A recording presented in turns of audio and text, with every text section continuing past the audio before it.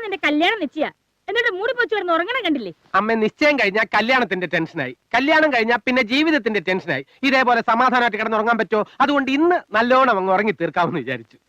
വേഗം എന്നിട്ട് കുളിച്ചിട്ട് വാ. 100 കൂട്ടം പണിയുള്ളതാ. ദാ ചായ കുടിക്ക.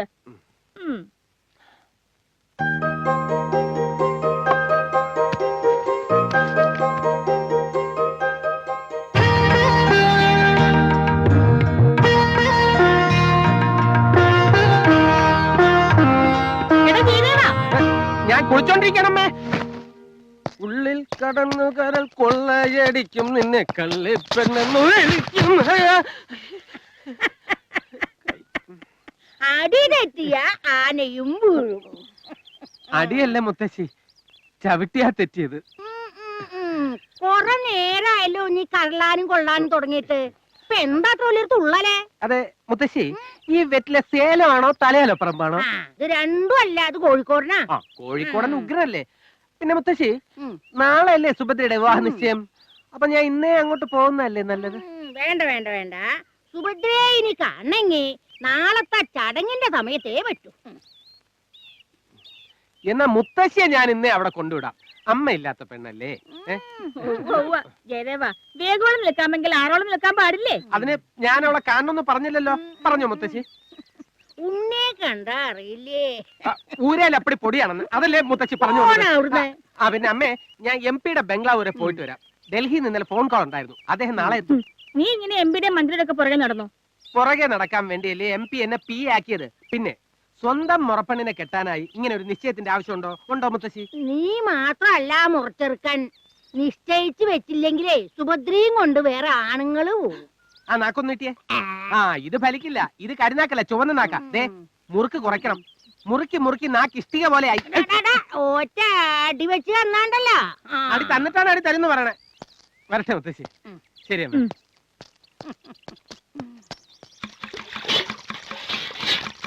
ഉപ്പ് മതിയോന്നൊന്ന് നോക്കി. മതി, നന്നായി ഇളക്കിക്കോ. വെള്ളുകിട്ടേങ്ങ് എടുത്തിട്ട് വാ. കുറച്ചുകൂടെ ചെറുതായിട്ട് അരിയേ.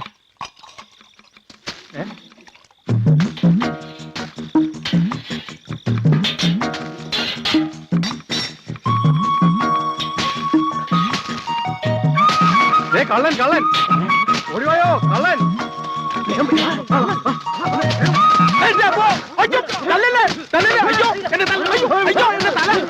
ഞാനൊരു വഴിപോക്കലാണ്. അതെ, ലൈറ്റ് കണ്ടപ്പോ ഇത് സിനിമ തിയേറ്ററാണെന്ന് കരുതി അല്ലെങ്കിൽ വഴി പറഞ്ഞല്ലോ. അയ്യോ അയ്യോ അയ്യോ എന്നാ ചെയ്യല്ലേ? സത്യം പറയാം, ഞാൻ ചെയ്തവനാണ്. അടി നിർത്തുക.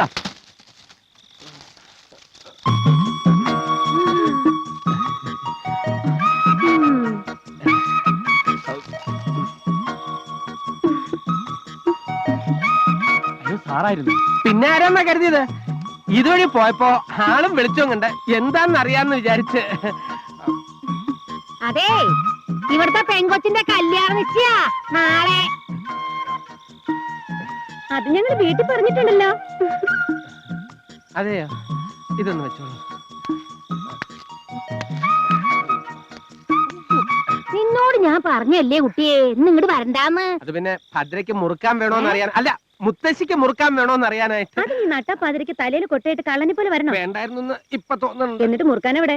മുറുക്കാൻ മറന്നുപോയി. വേണമെങ്കിൽ ഇപ്പൊ വാങ്ങിക്കോട്ടെ. വേണ്ട. എങ്ങോട്ടാ? തിരിച്ചു പോവാം. മോളെ സുഭദ്രേ, വേഗം ചെന്നിട്ട് കുഴമ്പെടുത്തോണ്ട് വരൂ. അല്ലെങ്കിൽ നാളെ കല്യാണ ചക്കൻ ചട്ടുകാരനാണെന്ന് നാട്ടുകാർ പറയും.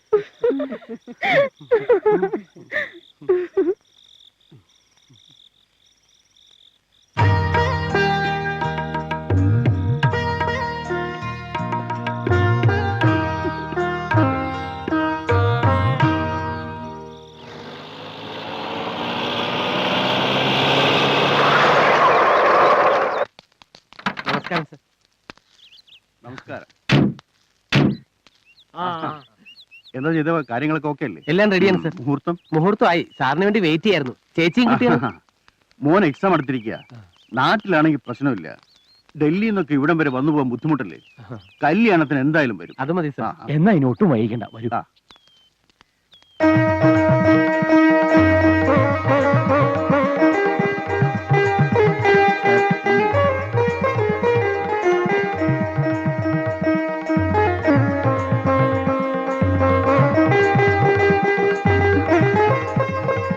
ഇത് നമ്മുടെ MP ജോസഫ് സെബാസ്റ്റ്യൻ സാർ. ഇത് ഭദ്ര. അധികം ഫോർമാലിറ്റി ഒന്നും വേണ്ടോ. വിവാഹത്തിന്റെ അഡ്വാൻസ് ഗിഫ്റ്റ് വാങ്ങിച്ചോളൂ.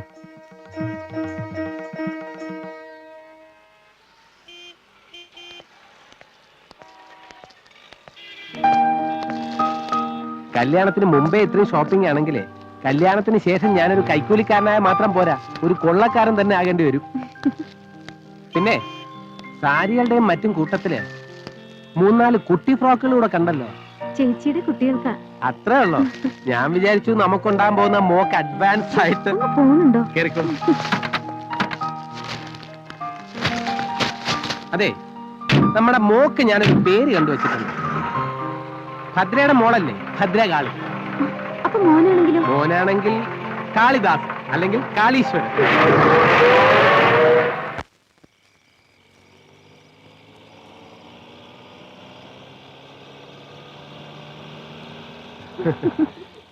MP-യുടെ കാറാണല്ലോ അത്.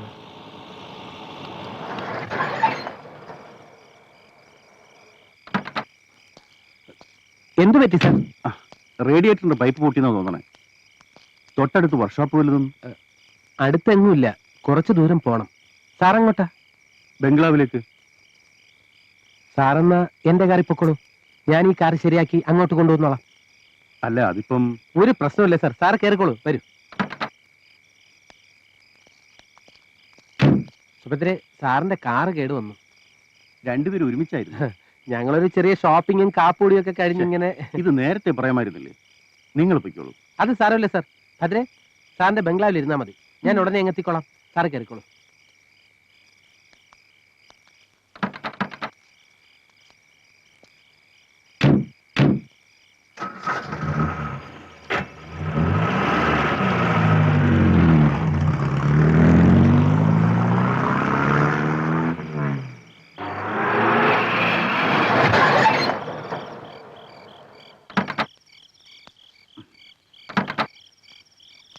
ചാക്കോച്ച, ആ കുട്ടി വിളിച്ചകത്തിരുന്നു. ഓ, വരൂ കുഞ്ഞെ.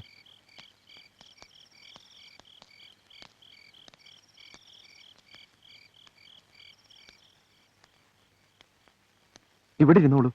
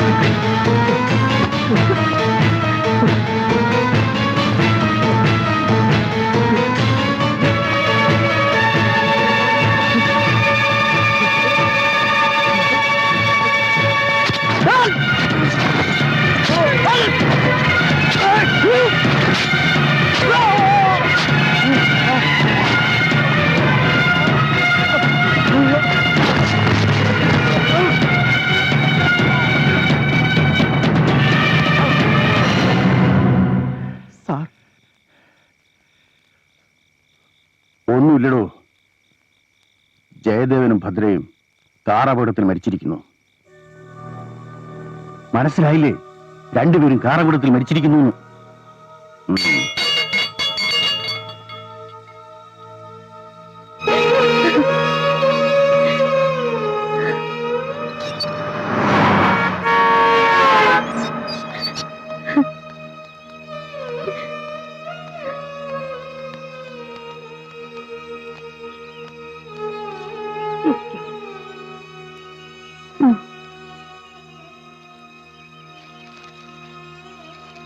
ജയദേവനെ കുറിച്ച് പത്രത്തിലൊരു ന്യൂസ് ഉണ്ട്.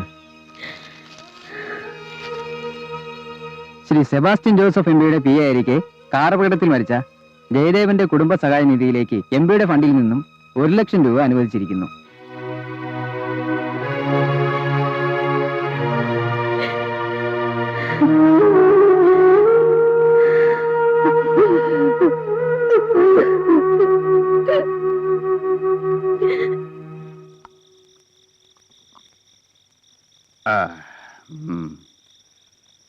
താൻ കള്ളന് കഞ്ഞി വെച്ചവനാണോ?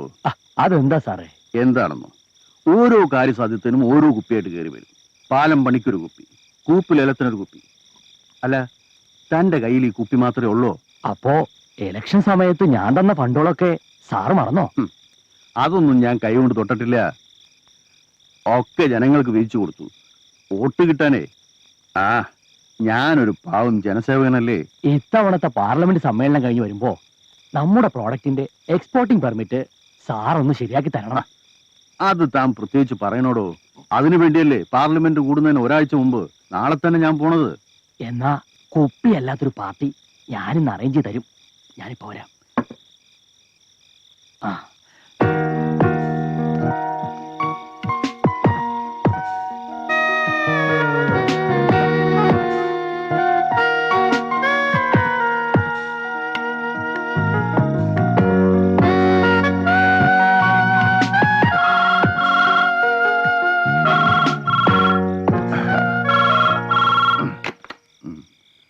ഹലോ, അതെ,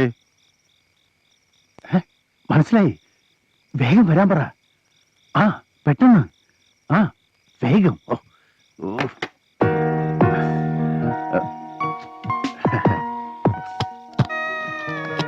ഹലോ സർ. വരൂ, വാ, ഇരിക്കേ. സദാനന്ദ മേലാണ് പറഞ്ഞയച്ചിട്ട് വന്നതാ. അറിയാം, എനിക്ക് ഫോൺ ചെയ്തിരുന്നു. സാർ എന്നെ തെറ്റിദ്ധരിക്കരുത്. മുതലാളിയുടെ ഒരു കാര്യമായതുകൊണ്ടാ ഞാനിവിടെ വന്നത്. അതൊക്കെ എനിക്കറിയില്ലേ. വാ.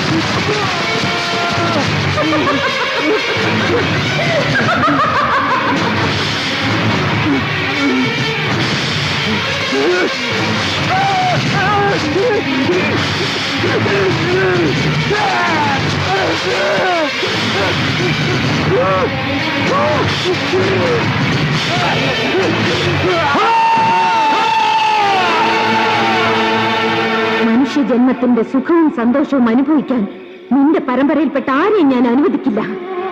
നിന്റെ മക്കളോട് കൂടി തന്നെ നിന്റെ തലമുറ നശിപ്പിക്കും ഞാൻ. അവരെ കൊണ്ട് മംഗല്യഭാഗ്യം അനുഭവിപ്പിക്കില്ല.